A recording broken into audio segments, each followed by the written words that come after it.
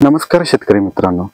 तर आजच्या या आपल्या व्हिडिओमध्ये आपल्याला बघायचं आहे आमच्या एका प्रॉडक्ट बद्दल माहिती बघायची आपल्याला थोडक्यात। आता हे जे प्रॉडक्ट आहे आपलं तर थोडक्यामध्ये काय आहे बघा, सेटअप बूस्टर असं आपण ह्याला प्रॉडक्टला नाव दिलंय। थोडक्यामध्ये इसेन्शियल मायक्रो ऑर्गॅनिझम्स आपण ह्या प्रॉडक्टमध्ये यूज केले। EM1 जे सोल्युशन आहे, बऱ्याच वेळा शेतकऱ्यांना EM1 असं ह्या सोल्युशनचं नाव माहिती आहे, पण बऱ्याच वेळा आपल्याला काय आहे की त्यामधले कोणते कोणते घटक आहेत त्यांचे फायदे काय आहेत बऱ्याच वेळा माहित नाही। तर त्यासाठी आपण ह्या व्हिडिओ करतोय।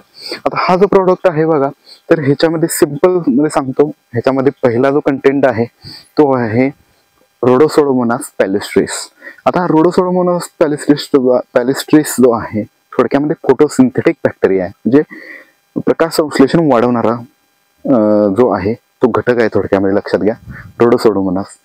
त्याच्यानंतर दुसरं म्हणजे ईस्ट आहे। ईस्ट म्हणजे थोडक्यामध्ये काय आहे की आपण त्याला सॅक्रमेसिस सेरेविस म्हणतो, किंवा आता मराठीमध्ये त्याला नाव नाही, ईस्टच म्हणतो आपण मराठीमध्ये।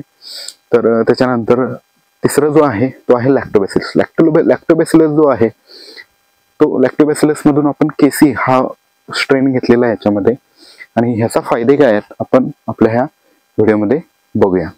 प्रथम आपण आपल्या या प्रोडक्ट मधील पहिल्या ईस्ट या घटकाबद्दल बघूया।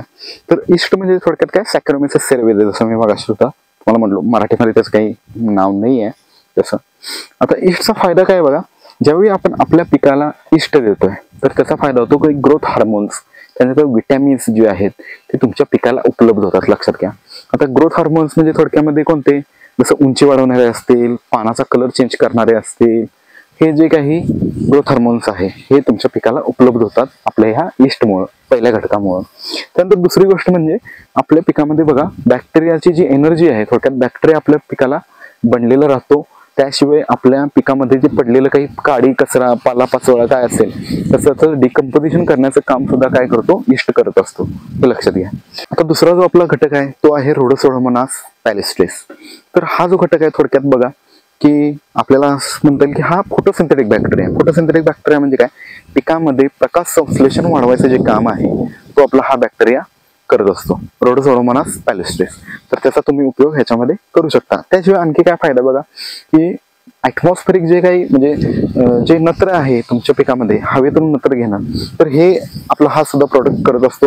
त्याशिवाय क्लोरोफिलची संख्या वाढवतो आपल्या पानामधील, त्यामुळे काय होते, पानाची रुंदी वाढणे, हिरवं पडणे, म्हणजे प्रकाश संश्लेषण क्रिया फास्ट करणे हे आपल्या। त्याच्यानंतर तिसरी गोष्ट म्हणजे आपलं जे लॅक्टोबॅसिलस केसी आहे थोडक्यामध्ये बघा की ते काय आपल्या पिकाला मदत करतं। पहिली गोष्ट म्हणजे रूट प्रमोशन, जे रूट जे आहे आपल्या पिकामधलं जे काही मुळं आहेत त्या मुळापाशी एक असं इन्व्हायरमेंट थोडक्यामध्ये क्रिएट करतो जेणेकरून आपल्या पिकाची जी काही मुळं आहेत ती कुसत नाहीत, लक्षात घ्या। त्यामुळं थोडक्यात एक गार्ड म्हणू आपण, की रूट गार्ड म्हणून रूटला म्हणजे प्रोटेक्ट करण्याचं काम सुद्धा लॅक्टोबॅसिलस केसी करत असतो। त्याच्यानंतर जो काही पालापाचोळा आहे तो सुद्धा कुजवायचं काम आपला जो काही लॅक्टोबॅसिलस आहे तो करत असतो।